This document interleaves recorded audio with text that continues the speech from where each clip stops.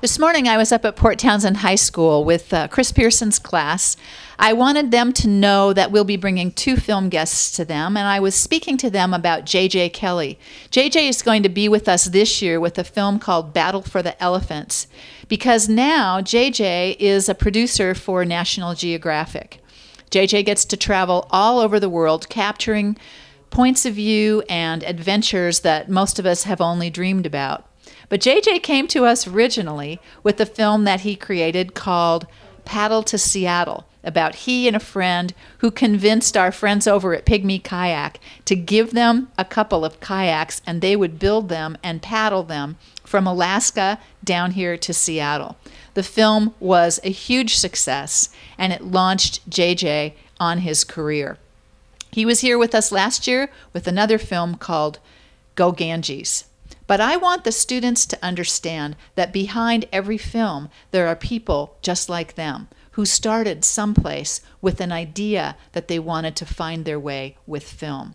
JJ represents their dream if they decide to pursue a life of film behind the camera. I was also talking to the students about Disobedience, the film that tells the story of the legacy of Aristide Sosa Mendes. The Sosa Mendes Foundation is located in Seattle, and we will have 2 representatives who are actually ancestors of Mr. Sosa Mendes with us at the festival. You know, I'm up here on the 4th floor. We have a great view, and we also have a lot of pigeons outside the window. In fact, I was working last night, and there was a shadow over my shoulder, which was a little disturbing because I'm on the 4th floor, but it was a huge, huge seagull banging on the window, hoping I would turn around and give him food. He was not bothered by me at all.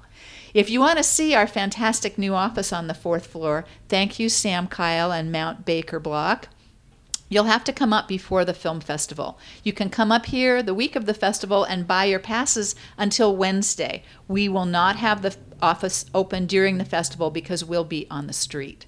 Can I sleep? Not very much. Right now I've got 6 18-gigabyte computers waiting to receive the content for every theater in our festival.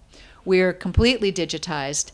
We load each computer with all of the content for one theater, and then we have backups. The complexity of what we do here is pretty amazing.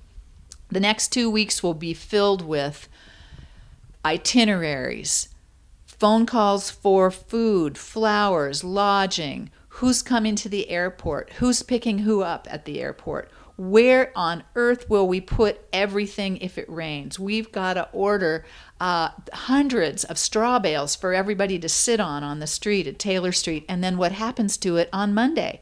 There are so many details, like, well, if you put a straw bale in front of a theater, do you think about the fact that everyone will track that straw into the theater? So do you have to have a vacuum cleaner or a broom to get it out of the theater? One year, I sent a letter at the end of the year asking people to support our work, and I included a piece of straw because I knew it was stuck on their backpacks and in their jeans pockets. It's become ubiquitous. If you've been to the festival, you've got straw someplace. You know, we have 275 volunteers. We have 50 guests coming from all over the country. My goal some days is to just finish reading the email from yesterday. And it can't be yesterday. So it has to go on and on. We have only 3 staff members. Everything else that happens up here is done by our incredibly devoted and skilled volunteer staff.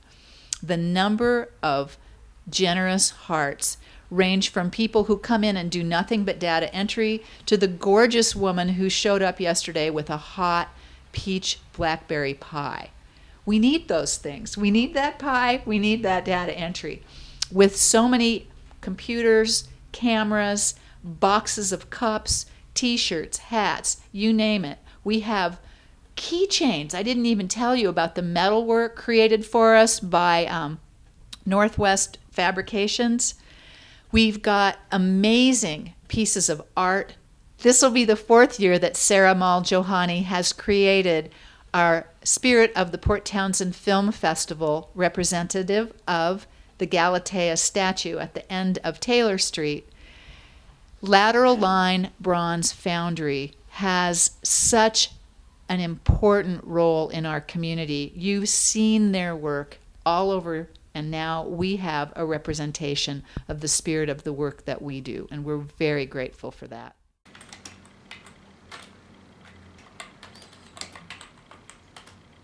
Helen distracted.